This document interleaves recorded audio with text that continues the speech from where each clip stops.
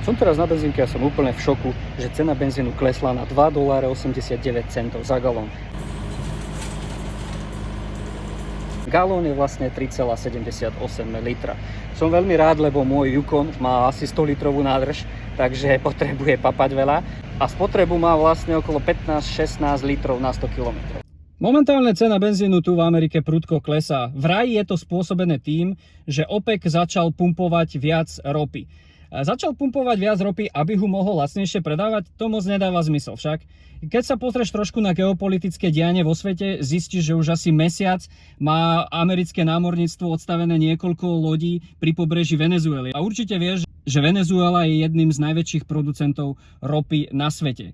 Pod záštitkou tým, že Donald bojuje proti narkomafiánom, vraj tam odpaluje pár lodí a nejaké také ponorky, ktoré vraj prevážajú drogy sem do Ameriky.